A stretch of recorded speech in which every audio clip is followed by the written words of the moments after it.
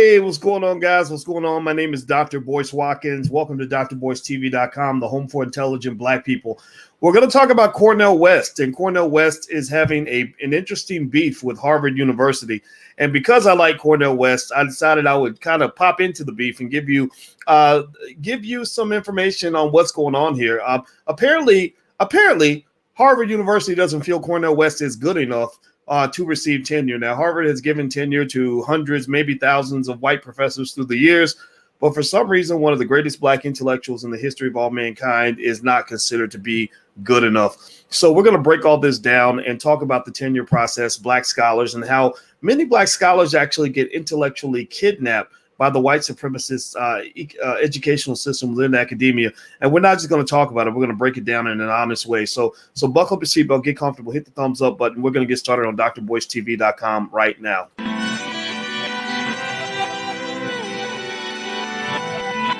Here we are, clan the isms, cataclysm, great. Our people out here struggling, trying to make it in this state. Everybody out here doing it, but we the ones who late. Now family, we the ones who gotta delegate.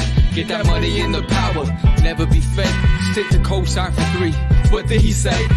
Create jobs, support our own. Educate the same and buy back your home. Got 3 degrees, triple 10. 3 PhDs, now we on the CNN.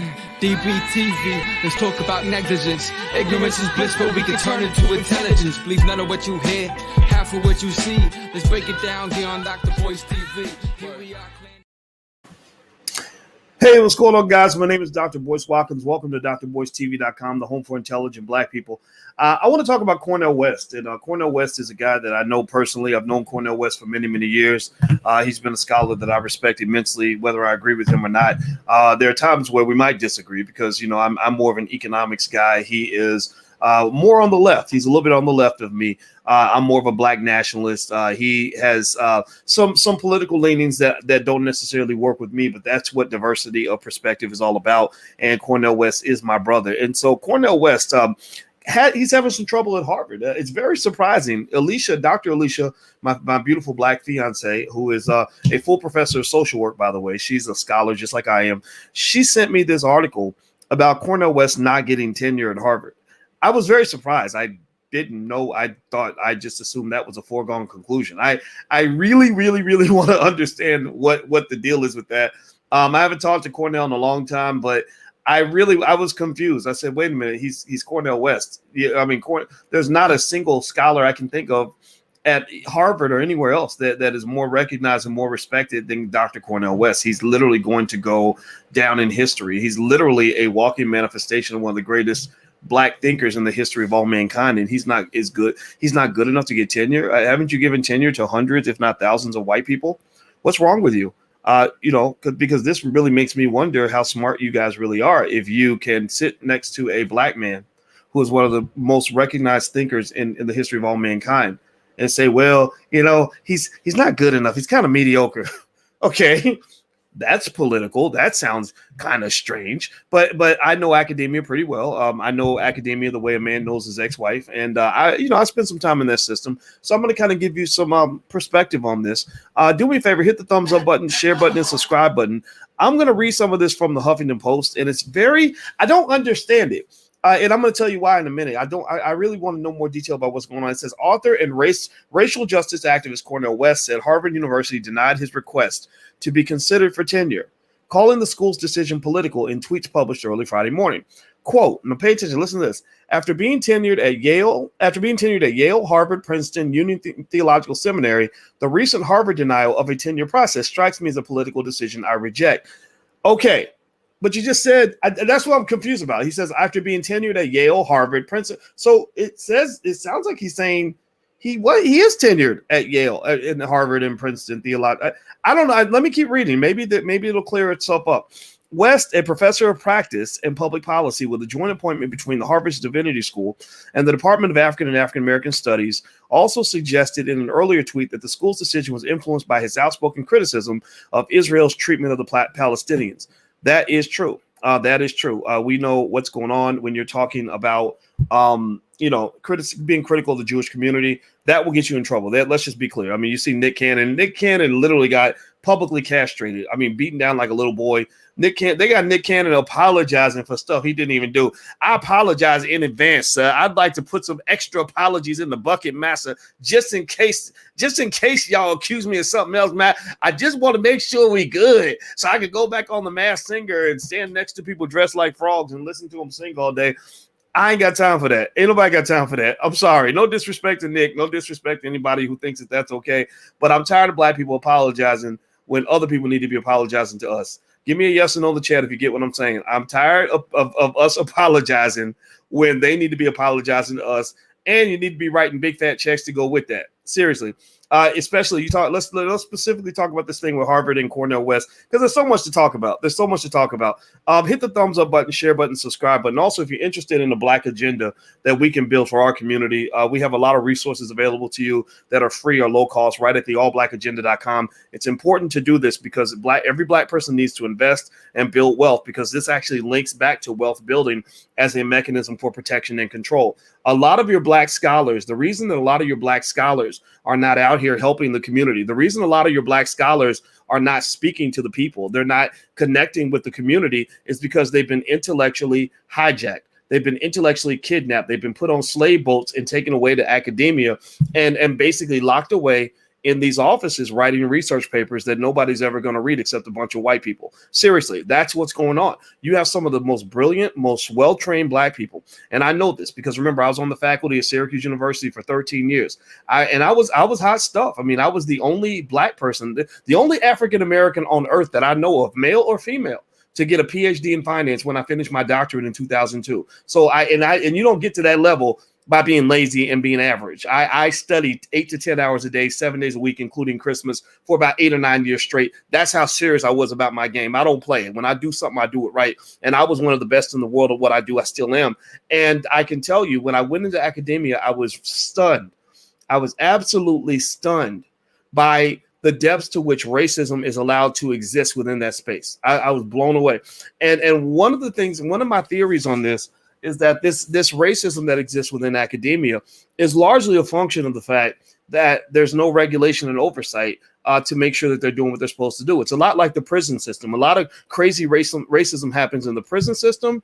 A lot of crazy racial or racism and sexism happens in military. A lot of crazy racism and sexism can happen in academia. What do those three areas have in common? What do the prison system, the military, and academia have in common? No oversight. No oversight. There's no regulatory body that can come in and penalize academic departments when they don't want to hire black people. Let me tell you a little story to help you understand this. When I was at Syracuse and I came in, I got hired. The same year I got hired, there were about 90 to 100 faculty in that business school. None of them were black. Not one single black person was there.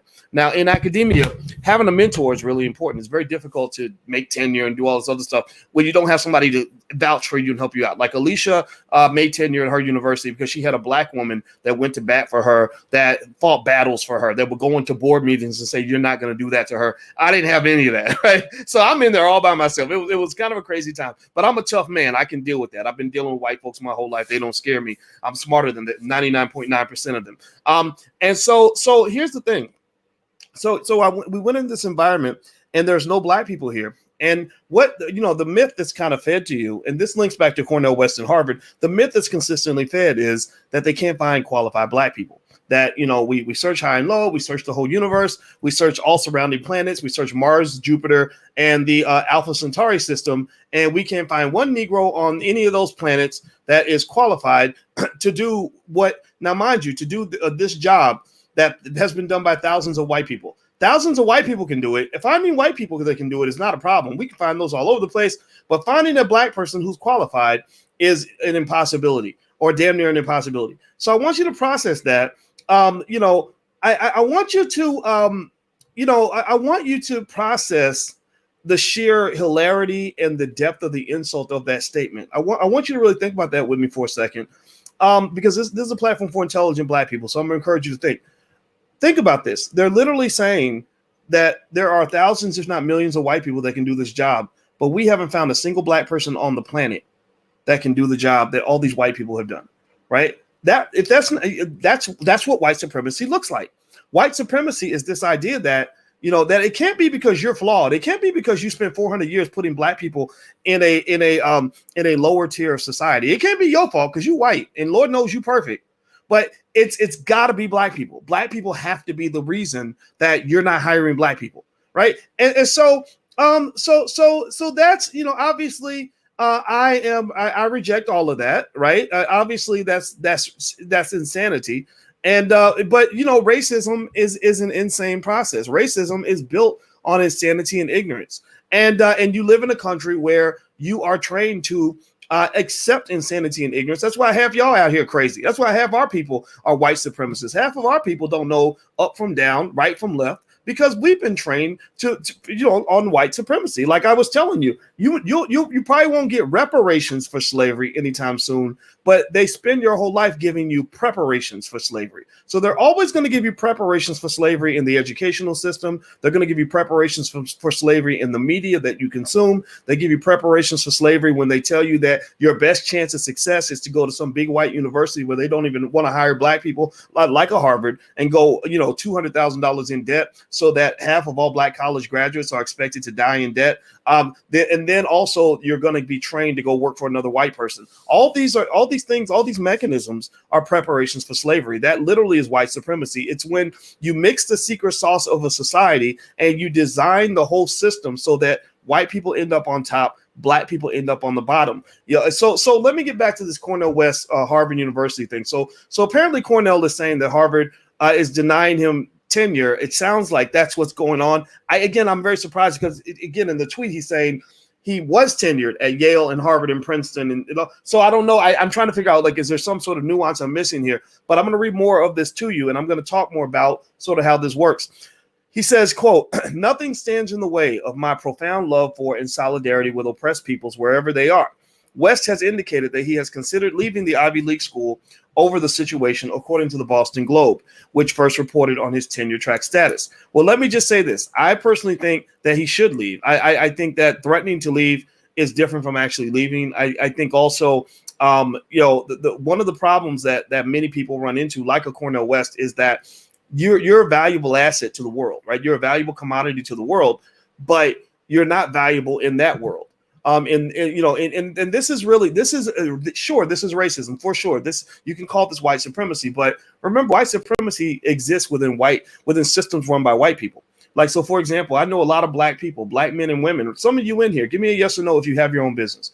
Everybody in here who runs a business or runs an institution that is yours, maybe starting with your family, raise your hand. Raise your hand if you are a boss of something. If there is something that you can say, that's mine. I don't care how much money you make. I'm talking about just who has the power in your space. Like in my house, I'm the boss. In my house, I run the show. In my house, no one comes in and dominates me in my home, right? Now, why am I bringing this up? Well, because in my house, white supremacy is nowhere to be found. There is no white supremacy here. There's no Asian supremacy. There's Boyce supremacy. You can call it that, right? So if you come in my house and you expect to come into my home and to be treated as well as I'm treated, then you sadly mistaken. In my house, Boyce and Alicia eat first. The king and the queen eat first. You eat second, third, maybe fourth, fifth, or sixth, depending on when the children want to eat, right? In my house, you don't get to sleep in the master bedroom. That's me and the queen. We that's our space. You sleep in the basement or the garage if we let you stay here. And so what I'm saying to you is that many of you, what you see as white supremacy, which is sure it is that, right? It is also a function of the fact that you've been lied in your preparations for slavery. Remember, I told you they'll never give you reparations for slavery. But if you read Dr. Claude Anderson's books, he'll tell you all day how they've been giving you preparations for slavery. One of your preparations for slavery is that you have been trained to try to achieve racial equality in a space that is not designed for racial equality. I mean, if you look at a Harvard University or Syracuse, I was at Syracuse. My whole battle or tenure battle, which was very public, by the way, you can go Google it. It's all out there. My whole tenure battle with Syracuse University was a battle I probably wasn't going to win, because that is their school. That school was started by white people based on their value system. And sure, do they dislike me because I'm black? Maybe, I don't know. Maybe they do. I didn't take a lie detector test on them. But I also think that there was a part of them that didn't like me just because I was different. You see, because when you're running things, when you're in your institution that was created in your image, you are the God of that space. And when you are the God and you create everything in your image, like you have your little black-owned business and everything's done in your image, everything's done according to your values. Anybody who comes in that door, white, black, green, or otherwise, who has values that are different from yours is not going to be treated as well as you. They're not going to be given access to equality. Right? If you come in my house and you come in here with some of that crazy, if you come in here and you worship Donald Trump, that's not going to work for you in my house because that's not what we think. That's not what we're on. We're not on to that. Or if you come in here with that white liberal nonsense, like some of that white liberal nonsense will be thrown out the door, right? Because we have value systems that we believe matter in this space. So what I'm saying to you is that Black people have to understand this. You're in this weird battle, this a very unfair battle, this very unfortunate situation where another group of people has spent 400 years stealing all your wealth, stealing all your power. They screwed you in every way imaginable. They did terrible things to your grandchildren or your grandparents, and you're trying to overcome all that. Well, in order for you to overcome all of that, you can't do that if you're begging them for a job. You can't do that if you're going into their institutions and trying to somehow achieve equality in the space that they built for themselves. They did not build those institutions for you. I'm not telling you to leave, but I am saying that we know how valuable Cornel West is, but our opinions don't matter in Harvard University because Harvard University does not give a damn what Black people think. They really don't. Sure, they got the Black Student Union. I went there, visited one time. I met with the Black Student Union. I like them. They're a lot of smart Black people. But it's hard to say that a Black person has power when you have smart Black people that are trained to go work for white people. If you work for white people, then you might as well be a white man. You're helping them achieve their objective and they're borrowing your talent in order to pursue their agenda. It doesn't mean you won't get something out of it, but that's very different from the community getting something out of it. The community wins when you develop institutions that create opportunities for hundreds, if not thousands of people, right? The community wins when the bulk of your wealth and your power is zapped into Black communities everywhere so that Black people collectively have more power. The community does not win because you're the first Negro to get hired as the senior manager at Ford Motor Company. Like the community doesn't win because you got that fancy job at Google. The community doesn't win because you got some job teaching white kids at Yale. Who cares? Who gives a damn? So what? I'm happy for the white kids at Yale and the Black kids at Yale too, right? These wealthy kids that get to go to Yale. God bless them. But that's very different from having a direct impact on the community on a very large scale. If you consider, like, for example, we have the Black Business School. We have 140,000 students all around the world. I say we're having an impact. I go to cities around the planet with people I've never met who walk up to me on the street and say, I started investing because of you. I bought my first house because of you. Me and my spouse started a business because of you. That's impact, right? That was an impact I couldn't have when I was teaching 40 white kids at a time at Syracuse University. So while I might still, sure, if you ask me, what do I think about the people that gave me trouble at Syracuse? I say, yeah, they were a bunch of bastards, but I have no animosity toward them. I actually thank my lucky stars that they were not nicer to me and that they didn't make things more comfortable for me. Because had they made things more comfortable for me, then I would have become comfortable not living my truest purpose. I would have become comfortable minimizing the impact that God had in store for me. I would have become comfortable becoming a white supremacist because I would have done amazing things for Syracuse University. Think about this. They could have leveraged my brand. I was world famous even when I was at Syracuse. A lot of people knew me. A lot of really important people were like, oh, Dr. Boyce Watkins is at that school. So the school was benefiting from me. Now, fortunately for me, and I used to say unfortunately, but now I say fortunately for me, there were just people there that were just acting white. They didn't know what to do with me. They're like, this guy goes on TV, he's going on CNN and he's saying all these racially controversial things that are bringing this awkward attention to us. Other faculty are getting jealous. In fact, when I started at Syracuse, I'm not making this up. When I started at Syracuse, I was such hot shit that literally I came in, I didn't even know I had this target on my back, but when I came in, I was the highest paid assistant professor on the entire campus because of the market. When I say I was a jewel, I was in that market. And also I was tied for the highest paid associate professor. And I wasn't even an associate professor. To be an associate, you got to make tenure. I didn't even have tenure. right? So ultimately, you're getting all this jealousy, all these people that are like, who is this Negro and why is he making more money than me? I didn't even know this was going on because I was young at the time. I've evolved since then and reflected on it. But ultimately, I don't even blame them for having a problem with me, because the thing is that my mission was different from your mission. My values are different from your values. My purpose is different from your purpose. I had a purpose that was bigger than probably anything that my colleagues could even imagine. My purpose, God put me on this planet to change the world. I truly believe that. And the thing is, if they had been nice to me, like that's what you want. You're like, oh, why won't these white people be nice to me? They should give me more money and give me a nice raise and a promotion. That's how you feel at first. But then what I realized is that usually you don't find your greatness until you get kicked out of your comfort zone. You see, so I got kicked out of my comfort zone. I was pissed. I was like, this ain't right. This ain't fair. This is racist. These people are mean. Blah, blah, blah, blah. So I fought them. I mean, I fought them like cats and dogs. Because you ain't going to molest me in the dark. Like, you come messing with me, I'm going to say it loud. I let everybody know what was going on. I was naming names. I was going hard. I had them in fear. I really did. Because I learned a long time ago that when you're fighting a battle, you want your enemy reacting to you. You don't want to spend your time reacting to them. That's one of the reasons why some of our community, we lose battles because we're always reacting. Like, oh no, what did they say? Or what y'all over doing? Why y'all do that to us? Oh, can you believe what they did? No, I want you to be saying those things about me. I made that decision consciously. I said, I'm not going to sit around stressed out and worried. I'm not going to end up like these other Negroes. I'm not going to end up sitting there with a therapist, crying every night and, taking sleeping pills and living in a liquor bottle and depressed and suicidal because I feel like you've taken something away from me. No, my daddy raised me to be a fighter. So I sat down with the dean who was a black man and it was right in the middle of my tenure process. And I told him, I said, I ain't falling for the okie doke. I said, I'm not falling for the banana in the tailpipe, brother. I'm sorry. I said, and you understand me. I know you understand. You're not going to tell me you get what I'm saying, but I know you get it. I know you get it. So I'm just going to say it under the assumption that you get this. I said, process this. I said, do you really think I'm going to put my future and my self-esteem into the hands of people who have never promoted a black man in 100 years?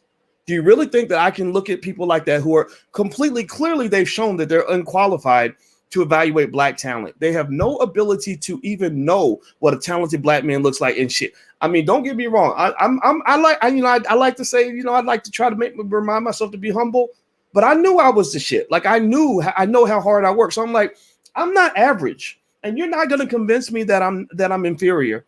And the reason I'm not going to allow you to do that is because that's how you steal the future of so many of our children. You did that to me. People like you did that to me in the second grade, third grade. Y'all were telling me that because I would get put in detention that I was a bad kid. I wasn't no bad kid. I just didn't fit in your bullshit ass system. You told me that I wasn't as smart as the other kids. No, I was very smart, and you made me think I was dumb, so I started acting like a dummy. I started doing dumb things because I thought I was dumb. You made me feel like I was a nobody, and I'll be damned if I'm going to lean on you on any level or give you any trust whatsoever when it comes to helping me determine whether or not I'm good enough or that I'm qualified.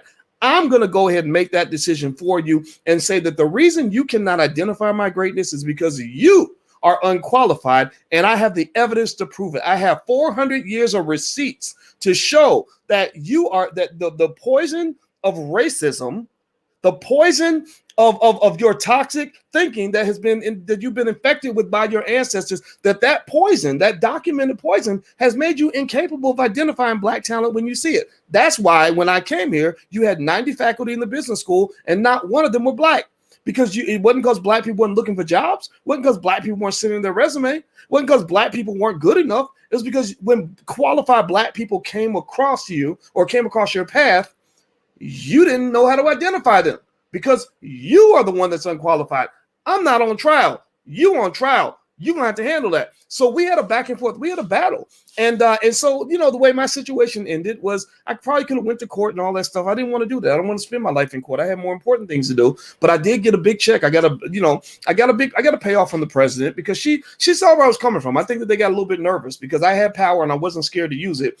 And so they weren't going to molest me in the dark. a lot of black faculty, like the Cornel West types, they kind of do these things to them in the dark, and because they're so afraid of being blackballed and everything else, they don't say anything. But this is obviously an injustice. So lo and behold, the reason I hold no ill will toward them is because once I was free from that situation, I was really free to find my purpose. Sometimes getting fired from your job can be the best day of your life. I swear to God, if you use it right and you approach it with the right mindset, you will find that when you are kicked off the plantation, you are going to be freer than you've ever imagined that you could be. You got to have the right attitude.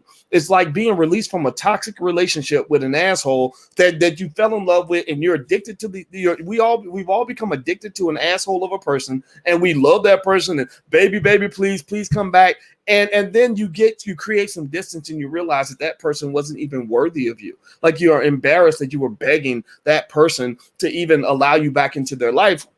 And then you move on and you find something better. So the key is attitude. So because my attitude was pretty positive and I was pretty confident in my skill set, I did things I never would have been able to do if they had been nicer to me. I was able to achieve things that were literally on a level that was so great that I didn't even imagine. This was even beyond my dreams, because I didn't even dream that big. I didn't, I money wise, I make probably 10, 15, 20 times more than the highest paid professors I've ever met in my life. I don't talk about how much money I make because I don't want nobody knowing my business. But believe me, Boyce is doing very well financially. I have been all around the world. I have impacted millions of people, and I've pursued my purpose as a black man. And here's the thing. I never would have been able to properly pursue my purpose as a black man if I'd been sitting up under a mediocre white man trying to seek his approval. You see, great people, the Michael Jordan should not be sitting behind the guy at the end of the bench. Like, there's a point where you got to have the courage to step out there and do your thing and do it to the best of your ability. And don't let these people slow you down and tell you that you're not good enough. That's crazy. A lot of greatness gets killed in our community because we're looking for white people to approve us. Because again, you're a white supremacist. You were trained to be. You were given preparations for slavery since childhood, and you really believe that you need those people to tell you that you're smart. You need those people to give you an award. You need those people to give you a job. You need those people to let you graduate from their universities. So even when they're treating you poorly, you will complain about the fact that they're treating you poorly, and the way they rectify it is by letting you in and treating and maybe treating you a little less poorly than they did before. You see, a person with high self-esteem doesn't say, you were abusing me, you were beating my ass, you were treating me like crap. I need you to take me back into your life, and don't treat me like crap all the time. Be nice to me every now and then so that I can feel comfortable in that space. A person with high self-esteem doesn't do that. A person with high self-esteem says, I'm out this bitch. You have to beg me to come back, because having me in your life was a blessing. So I look at Harvard University, and that's what I see. Harvard University getting the opportunity to have a Cornel West on campus is a blessing for Harvard University. Cornel West is an asset that they do not deserve to have. Why are your greatest black treasures being hoarded up by big white universities that don't even want to hire black people? Do you know, years ago, let me tell you a little story. Hit the thumbs up button, thumbs up, share, subscribe button if you haven't done it yet. Please do that. And I really want to, this is all true stuff. When I've been out here, I've kind of seen a lot of different things. And I'm going to tell you all something that happened a few years ago in 2013. I used to get these calls from a couple people from the Obama administration. When you become a little bit of an influencer, they're always looking for good Negro managers. They're always looking for black people. That's why you can never listen to these black people that are telling you that you have to go vote and you're not supposed to ask for something for your vote. Those people are all being taken care of. Somebody's hooking them up, right? So I guess they were inviting me to be part of the Negro management class, and they were asking me to go out and convince black people. Just like I'm talking to you, I've been talking to black folks for a long time. They were asking me to go out and convince black people that Elena Kagan should be nominated for the Supreme Court. They were looking to get support for Elena Kagan to be on the court. Now, let me tell you about Elena Kagan. And I have to give shout out to Roland Martin. Roland Martin, we're not on the same page on a lot of stuff, but this is one area where he was right. He shared an article by some Duke University professors that showed that Elena Kagan, who was the dean of the Harvard Law School, had been on the faculty for 6 years. She'd been the dean for 6 years. And in her 6 years, she hired 31 people. Out of those 31 people, not one of those people was African-American. I think 29 of them were white males. Not one single African-American was hired in that group. And so while you're asking me basically to support a Klansman, I mean, remember the KKK couldn't have a worse hiring record than her, right? She hired 0 black people. You can't go lower than 0. Right, you can't. I mean, I don't know if negative black, maybe if she had went and got black people fired, then that would have made it lower than 0. But literally, you can't get worse than 0. So literally, David Duke and the KKK could not have had a worse hiring record than Elena Kagan. But yet they were still. This is how they do the rope-a-dopes on you. It's unbelievable. So, but yet still, they were somehow seeking to convince me that she was a good nominee for black people. I said, I'm not the smartest man in the world, but I do have a master's in math. And one thing they taught me, but I don't need my master's in math to know that 2 + 2 does not equal 847. You can tell me, you can try to convince me that it does, but that's just not true. You can't tell me that 2 + 2 is 847. I don't know. Maybe you're used to dealing with stupid people, but that just doesn't add up. I don't understand. How is she an asset to the black community? I said, now here's what I do see. I said, she's Jewish. So, that Jewish thing that's popping up again. Cornell's claiming that that's kind of stepping into his space. And I'm telling you that you should pay attention to that community. They're very good at accumulating power. I don't think we should be mad about it. You learn from that. It comes from wealth. The stuff that we talk about every day comes from wealth, right? So she's Jewish. There's power there. A third of all Supreme Court justices have been from that community. I'm not hating on it. It's just a fact. She's a Harvard alum, which is more power for Harvard University. Good for you. Good for you. If I were a Harvard alum, I'd be right with you. So cool. That's good. Some people think that she might have been in that, part of the alphabet boys, if you know what I mean, part of the alphabet crew. No disrespect to it, but I looked at her bio and I really strongly believe that there was something there. I'm not going to talk about that, but that's what it was. I said also, I see a couple other things that tell me, oh, she's a woman. I forgot about that too. So it's a good move for the white feminists. But I said, but I also know that Dorothy Height asked Barack Obama before she died to appoint a black woman to the Supreme Court. And I said, now in 200 and something years the Supreme Court's been around, there's not been a single black woman nominated for the Supreme Court. I know that there are thousands of qualified black women all across the United States who have the law degrees, who are judges, who are fully prepared, law professors, who are fully prepared to take a position on the Supreme Court. So I'm going to just say, even though I'm not going to fight you and I'm not going to go tell you that you're crazy and that you're wrong, I'm just going to say that I'm not interested in this because I don't see where the black community wins from this. And so when all that happened, check this out, pay attention. This talks about Harvard and Cornel West.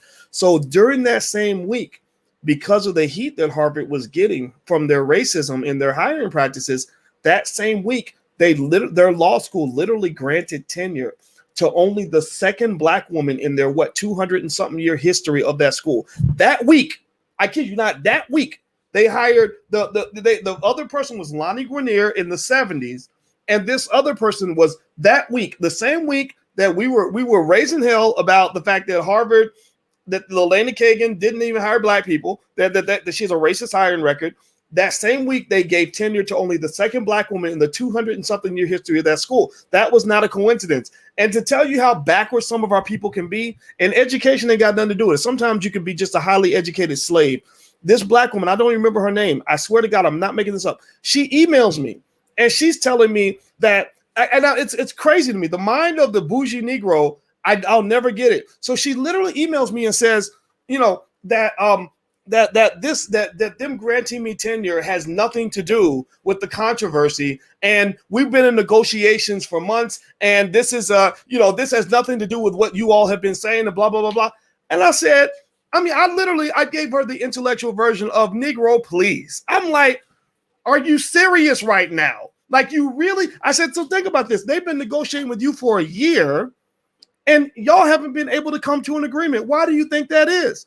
I'm going to tell you what I think it is. You don't even have to answer me. They were probably lowballing your black ass. They weren't giving you what you really deserve, because that's what they do. They'll make a crappy offer to black people and be like, well, the black people didn't take it, but you offering the white man all kinds of money, right? He's getting everything because he's your hero. He's your Tom Brady. But then when the black scholar comes along, it's like, well, we'll take you, but we can't pay you more than minimum wage. Would you be okay making about the same as a Wendy's manager? Like we got, you would be making, in fact, you'd be making more than the general manager at the Wendy's. Would that work for you? Right. And so I said, that's what was going on. I said, I don't know what happened. I said, because if the deal was so good in the beginning, you would have took the damn deal. Why did you take the deal this week when y'all been talking for 8 months? Seriously. So my point is to say that that Harvard, it's like a lot of institutions. They have a racist hiring record. A lot of universities have this, but I want you to kind of, excuse me, rather than just being mad at Harvard, I'm tired of being mad at white people for being white. I'm sorry. I know, and that's just my evolution and my racial thinking. It doesn't mean I don't understand. I think, the students on campus, sure, go protest, go raise hell, burn down a building, tell them, the faculty, you won't tolerate this or whatever. That's cool. But really what I want to see is I want to go for the big piece of chicken. Like I want to see us really win. And where I see our people really winning is through ownership. There was a reason why I was very happy to leave Syracuse University and create the Black Business School, because I said the same way they created Harvard and Yale and Stanford 100-something years ago, why can't we create our own institutions? And here's the thing. Here's what's beautiful right now. This is actually happening. The internet and the pandemic and everything else has actually literally funneled billions of dollars away from big racist universities toward a lot of people that are teaching on the internet. Like I work with a guy named Julian Gordon who works with us in the Black Business School. He's got real estate stuff that he teaches, and he's making millions of dollars doing that. Dr. Claude Anderson is getting the respect he deserves, not from the institutions, but from the people. Pay attention now. Listen, Dr. Claude Anderson wrote a book that is one of the most celebrated books on Black economics in the history of this country, and he can't. And the HBCUs won't even invite him to speak. Literally, he's down the street from Howard University. Some of y'all got kids going to Howard. I need y'all to understand how preparation for slavery works. It ain't just the white schools doing this. He's down the street from Howard University, and they've never had him on campus. How crazy is that? I mean, his ideas were transformative in the 2020 election when Ice Cube was calling me, talking about all the moves he's making with Biden and Trump and the whole political landscape to get something for Black people for the first time. He was referencing Claude Anderson's ideas. He was like, can I talk to Dr. Anderson? I said, sure. Yeah, let's get him on the phone. Literally, Kanye West, when he made his moves, he was looking at Dr. Claude Anderson. Charlemagne the God was looking at Dr. Claude Anderson. So the masses, millions of people, were looking for these ideas because they're like, we need something better than this. We need something different. We need real power, not the illusion of power, not some sort of crumbs of power that they sprinkle to you, not this ghettoization that occurs within academia and these other institutions in corporate America. We want to actually own some stuff. Right? We want to run something, right? And I think that what your problem is that you have in this country is that many of these institutions that you are trained to pursue and give your money to, they do not have the best interests of your community at heart. If you go to a Yale University, they're right in the middle of the hood, and they have a bunch of money. And what they do is they buy up all kinds of land all around the campus from Black people. They're gentrifying Black communities. USC, you go out there, USC doesn't even want to hire Black people. Don't even want to really admit Black students unless you dribble them with basketball or throwing a football. They're using you. They're using you and screwing you. And for some reason, you will accept that because you feel like you have no other options, right? So we don't need a revolution in terms of training and intellect and things like that. We need a revolution in self-esteem. We need a shift in values, right? Because for some reason, you're in the very dangerous position of really valuing the acceptance of people and institutions that are trained to hate your guts. I'm not doing that anymore. Our institutions that we start, they might be raggedy at first, but guess what? If you look at the history of a lot of these white institutions, they started off raggedy too. I've been going on college tours with our 17-year-old. In every school that we go to, I look up the history of how the school started. And believe me, it's like, this school was started in 1891 by a raggedy person that had a couple of dollars in their pocket, and they had 2 acres of land in a building, and they started the school. Now the school generates $1 billion a year, or the endowment is $2 billion. Seriously, like most of these institutions you see in America started off raggedy, but somebody had to have the courage to plant that raggedy ass seed and grow it into something worth looking at. Do you have the courage to plant a damn seed? Seriously, stop trying to get on the train that's owned by somebody else. Build a train. You can do it.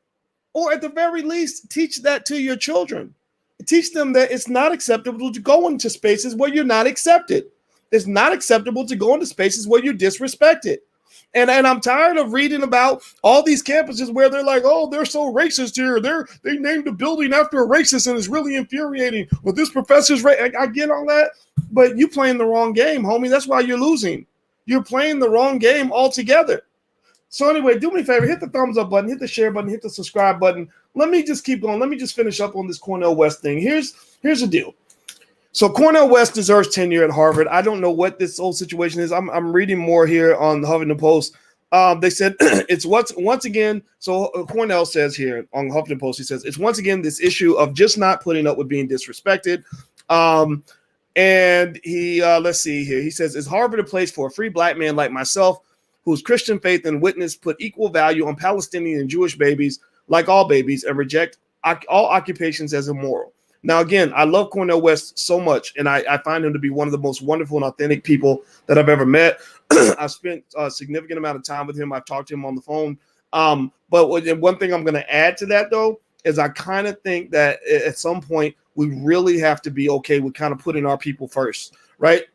I'm not saying that you can't speak up on what's happening with the Palestinians, but I also hope that in that bag of issues, we make sure that we put the descendants of slaves somewhere near the top of that list, because at the end of the day, a lot of our best thinkers have been intellectually hijacked.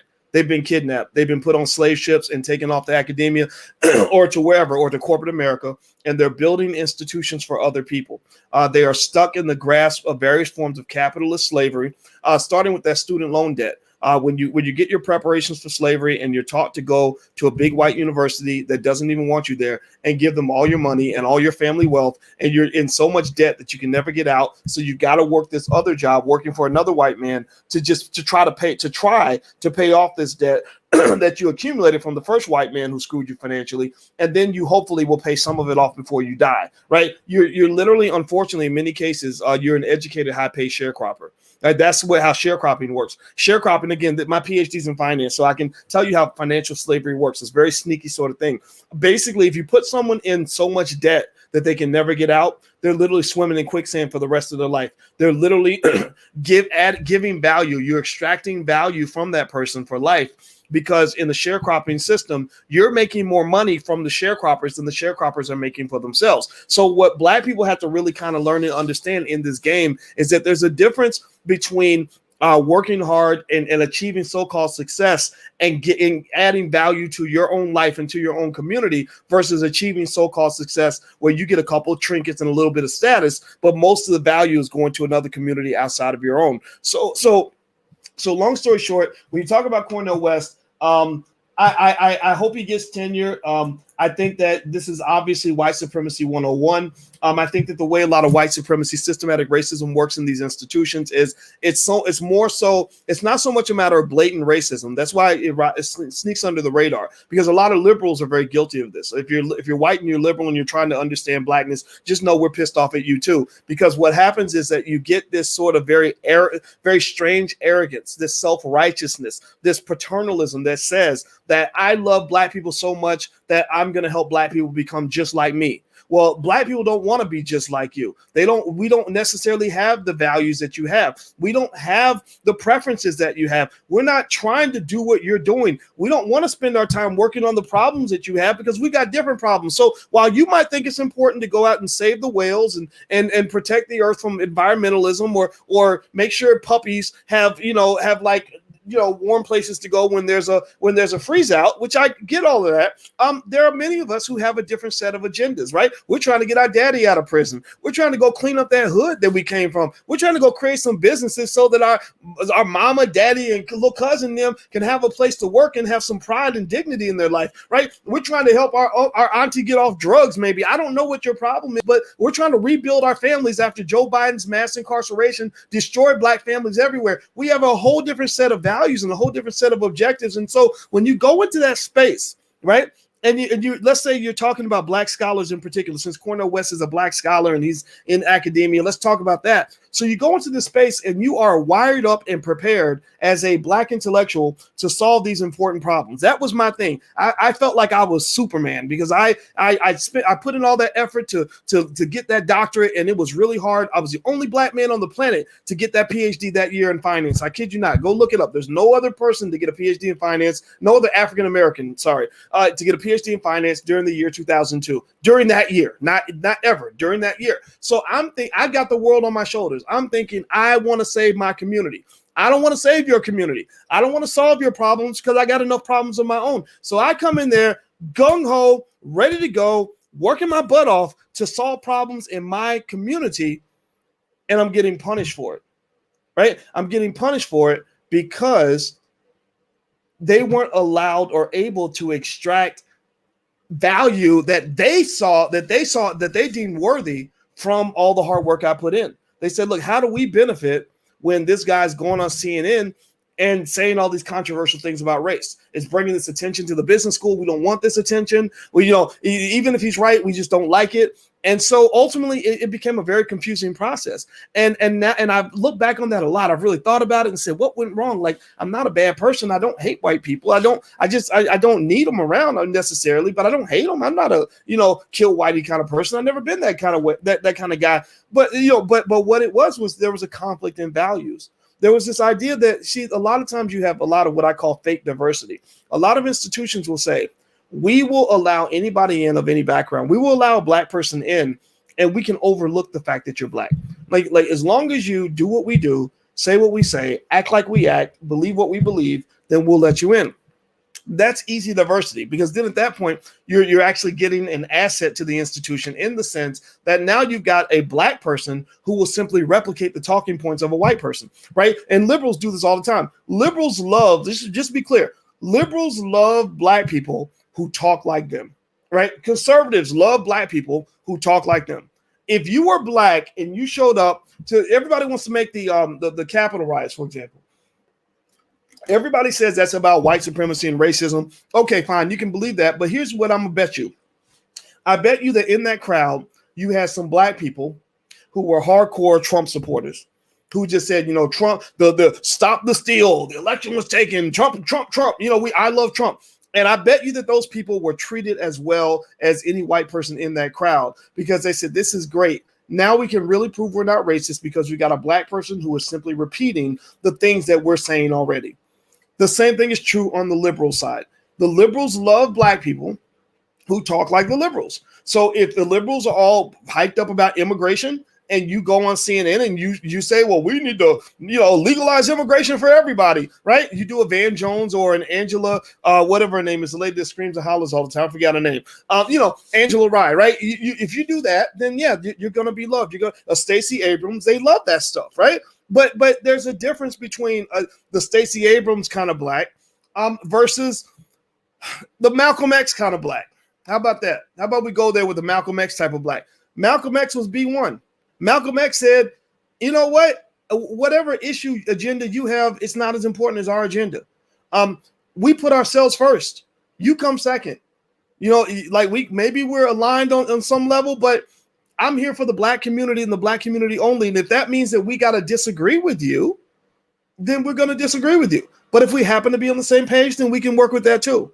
Right? So Malcolm X was the kind of guy who would tell you, yeah, those conservatives, those are terrible people, those Dixiecrats and the whatever. I guess at that time the Democrats and Republicans were kind of switching in terms of racism. So Malcolm is the kind of guy that would say, yeah, the people on the right, those far right people, they're a problem.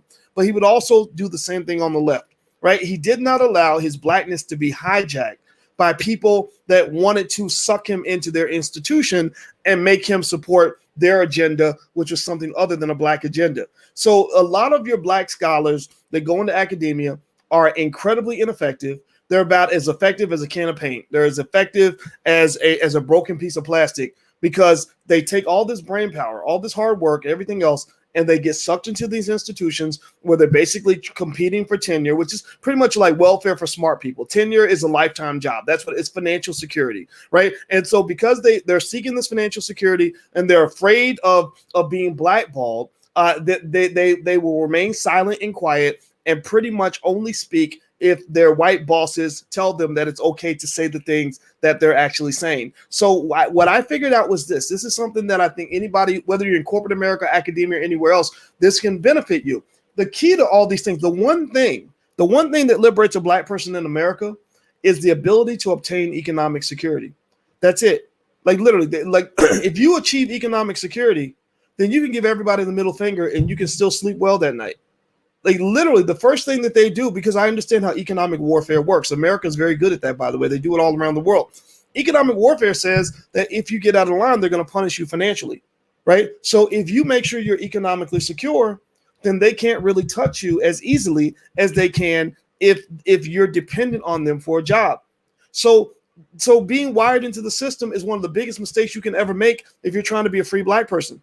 In fact, when I look back on academia, when scholars, like young scholars, reach out to me and they're like, because back at that time when I was kind of radical, no one wanted to be my friend. Everybody was scared. Even my black friends would run away because it wasn't popular to be black back then. Now it's okay. Now black people are coming out the closet. But about 2005, when I was doing this, I mean, I remember getting booted off a listserv of black scholars because I was speaking too much black stuff.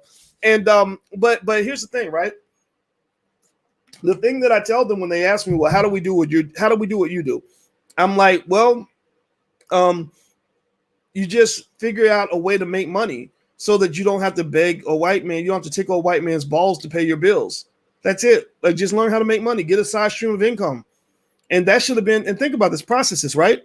I put this on a tweet, actually. My Instagram is the real Boyce Watkins, if you want to follow.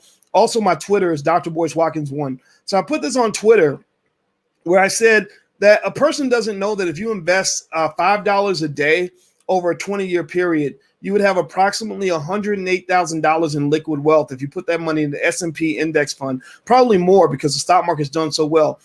And I said, this should have been the first thing you were taught in school. The first thing you were taught in school. You shouldn't be learning that from this tweet. You shouldn't be learning it from a tweet from some random asshole like me on the internet when you're 40 years old.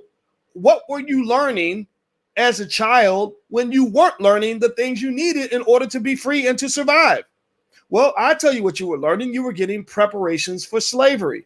You were not getting preparations for freedom. You were getting preparations for slavery. They were giving you that nonsense about, sort of, first of all, they're teaching you how to worship slave masters. Don't teach you nothing about Claude Anderson. Don't teach you nothing about Marcus Garvey, but they'll teach you all day about how George Washington was a wonderful guy. A slave master. You're literally worshiping a rapist. You're worshiping somebody who literally did terrible things to your ancestors. And you really truly don't think that makes you a little bit backward, that did a little bit gone in the head, right? I don't care how much education you have. You just, unfortunately, sometimes education can make you a bigger slave. It makes you more wired into the system. Some of my most educated friends are some of my most disabled friends. The people that actually, when I'm looking at, the revolution in terms of black people that are building for the future, the best builders I've seen are people who were disconnected from the grid in the first place, who were taught who they were at an early age, who walked away and had no problem walking away, who can build their own. That's why I love people from the Nation of Islam. I love the Hebrew Israelites. I love a lot of people in the conscious community. And then you got a lot of young black people that are just pissed off and annoyed with the way America's been going for them. They're smarter than their parents, right? It's not the educated black folks that are really jumping out there ready with a sword and a shield, ready to fight the battle. It's the people that either were rejected from the system initially or were taught from the beginning what it means to be independent, right? So what I'm saying to you is that when you're teaching your children freedom, when you're preparing them for freedom, the first thing they need to learn is how to become economically secure. That doesn't mean becoming a millionaire. You don't have to do that. I've made millions of dollars. I'm going to go ahead and put that out there, but you don't have to make millions of dollars to be economically free. All you got to do is have enough money to make sure that you can pay your bills. You can pay for your car. You can save a little money for retirement, and you ain't got to go tickle a white man's balls in order to pay the rest of your bills that month. That's it. Like when I was leaving Syracuse, you know what I did? I got into this big fight with Bill O'Reilly back when his show, it was the #1 show on Fox News. And my sister called me one night. She said, because I had said something about O'Reilly because O'Reilly had made a racist statement about Michelle Obama, about lynching her or something like that. So my sister calls me. My sister said, my nickname is Coco. And my sister called me and she said, Coco, they're talking about you like a dog on O'Reilly Factor. And I said, O'Reilly Factor? Really? So, I mean, imagine, so I turn on the O'Reilly Factor. I swear to God, this is 2007. Imagine the number one show on earth spending the whole hour talking about you. They literally would have a segment where they'd be like, what do you think about this terrible guy at Syracuse? And then they bring in a new guest and ask the new guest, well, let us play another segment from this guy. And it floored me, right? And that's when I was learning kind of how media is, right? Because again, none of these media outlets like were calling to ask me what I thought. They didn't want me on to actually defend myself because they know that I'm smarter than they are. And they know that I could have explained everything that I was thinking. It's better to just sort of demonize someone and make them into a cartoon character, especially if they're a black man. It's very easy to do. Everybody hates black men, right? So this goes down and it became a shit show. I mean, imagine this. Before that point, a few people knew who I was at Syracuse, but at that point, I kind of elevated up the hierarchy. Like imagine your boss's boss going like starting the next day saying, who is this guy? And why is Fox News ambushing me on the way to work over this guy? Right? She didn't even know who I was. So suddenly I'm in the middle of this really crazy situation. But I was like, I'm not apologizing. You know, again, I told you my daddy didn't raise no punks. My daddy's a soldier. I ain't scared of you. And so they were kind of putting pressure on me though, you know, and it got to the point where you know, you get unfairly characterized, and you know, just when you get in that game and you're in war, just know nothing is fair in war. And ain't no crying in war. You can't sit around whining because, oh, well, they did me wrong. You just gonna get your ass kicked. You're gonna just be crying while you get your ass kicked. At least if you're gonna get your ass kicked, at least go out fighting. Seriously, especially some of y'all black men. Some of y'all black men, you can't be laying down like a punk. You gotta fight.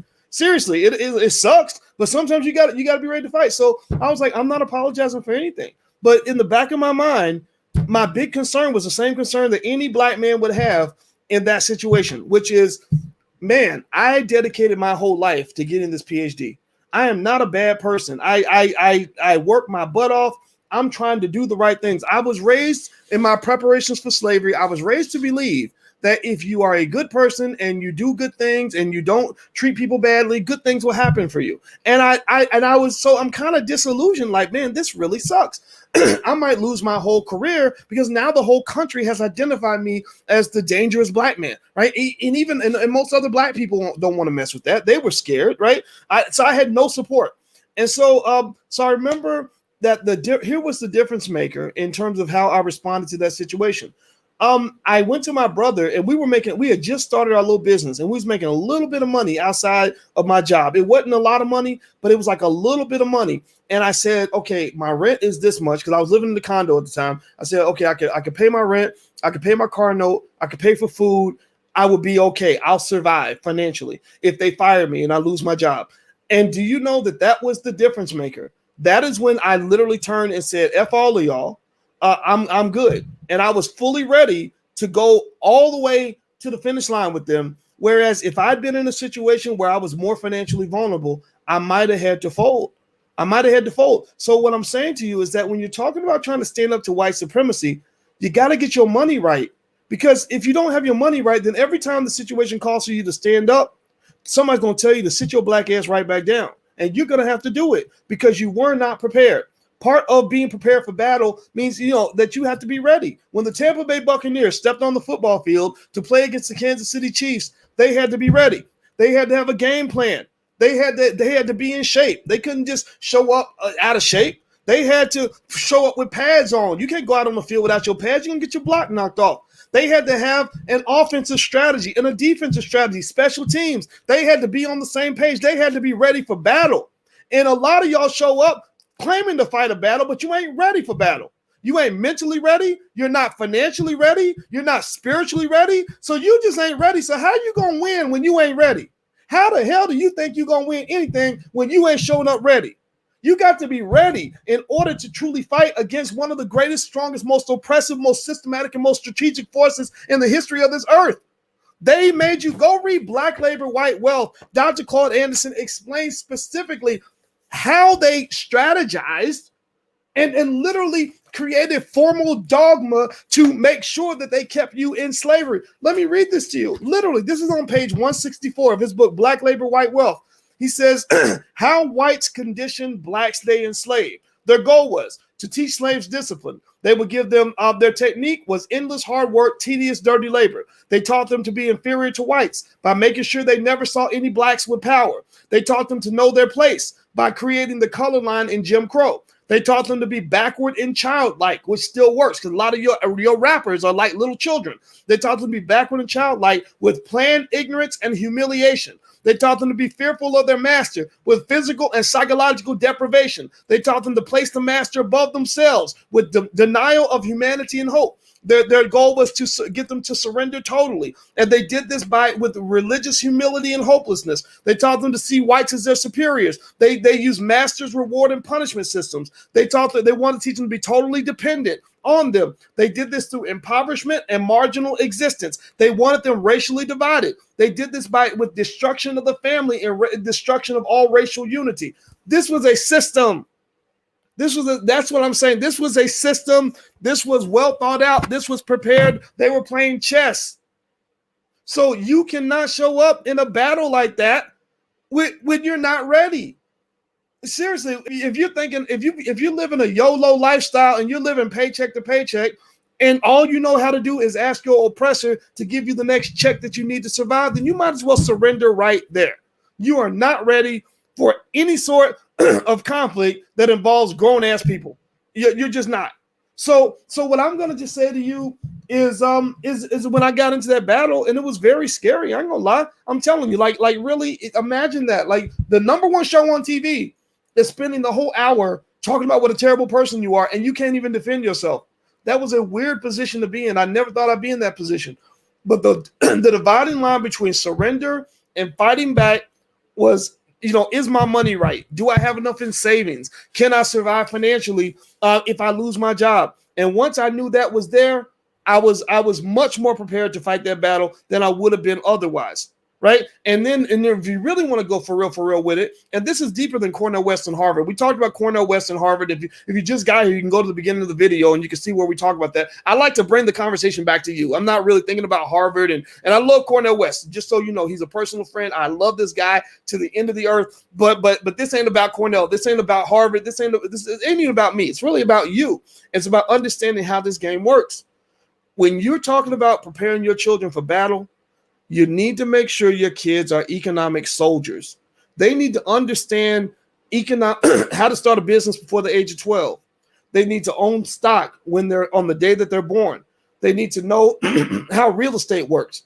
They need to know how to have assets because when you're talking specifically about things like this, like with Cornell and the whole tenure thing, a lot of our greatest Black intellectuals become incredibly ineffective, really intellectually neutered, because they're all sitting around begging for scraps, hoping that they can get some degree of financial security.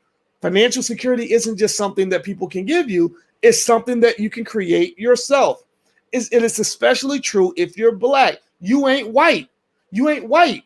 Seriously, I mean, maybe it's okay for white people to depend on other white people, right? Or for them to live paycheck to paycheck, but you ain't white. And so I remember when I was thinking about the tenure thing, and I gotta go because I'm losing my voice. But my tenure battle was really messy, and it just became a big shit show.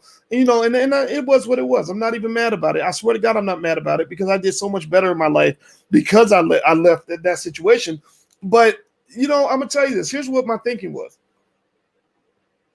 I said, why are all these people running around kissing butt for tenure? What's the big deal about tenure? What is tenure actually anyway?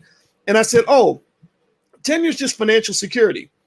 And I said, well, I do have a PhD in finance, so maybe I can find financial security some other way.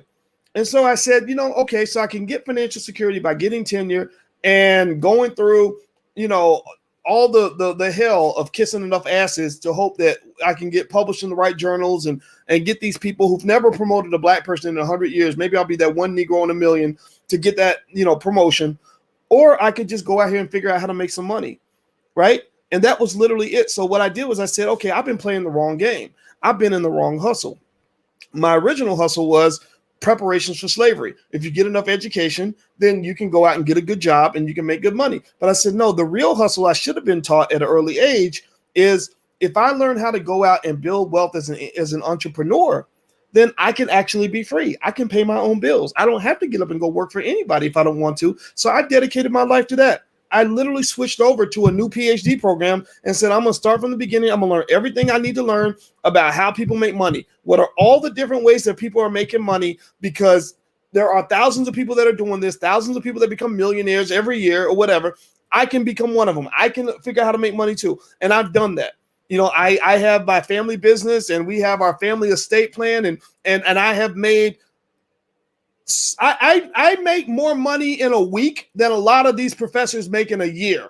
And I'm not bragging. This is the only time I'll talk about it, but literally, like it was literally mind-boggling to me how much money there was out here. And I said, I can make this by talking shit and being exactly who I am and literally pursuing my purpose in an honest and genuine way, as opposed to walking around pretending to be a white man with black skin. I said, why wasn't I doing this from the beginning? And so when people ask me, they say, they ask me about being a college professor and all this stuff, and they get confused. They think that I believe that you shouldn't go to college or that I shouldn't have got my PhD and all that stuff. And I'm like, no. These were all good things. That was fine. Like, I'm glad I did those things. It was fun to some extent. But if I could do it over again, you know what I would do?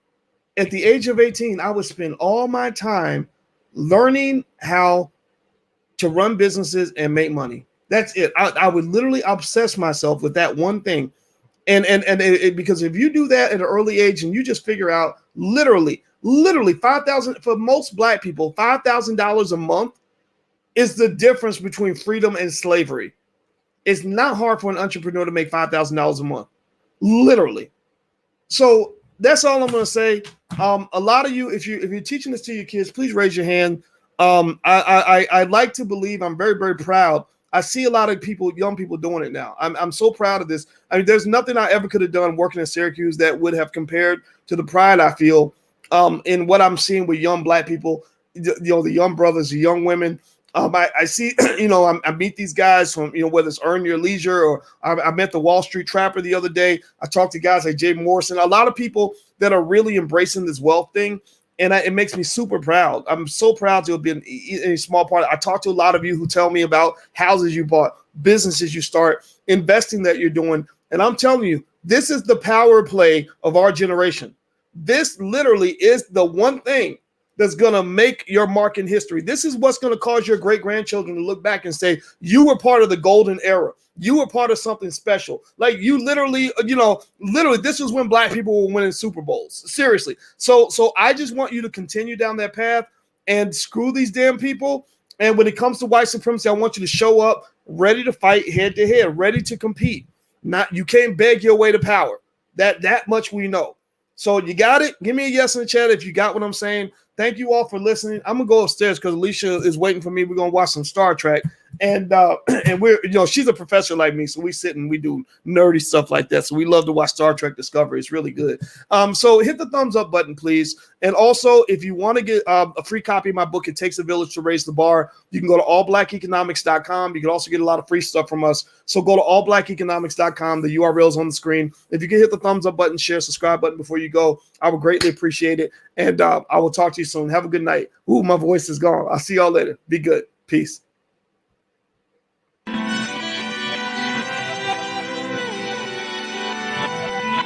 Here we are, clan the isms, cataclysm great. Our people out here struggling, trying to make it in this state. Everybody out here doing it, but we the ones who late. Now family, we the ones who gotta delegate. Get that money in the power, never be fake. Stick to cosign for 3. What did he say? Create jobs, support our own. Educate the same and buy back your home. Got 3 degrees, triple 10. 3 PhDs, now we on the CNN. DBTV, let's talk about negligence. Ignorance is bliss, but we can turn it to intelligence. Believe none of what you hear, half of what you see. Let's break it down here on Dr. Boyce TV.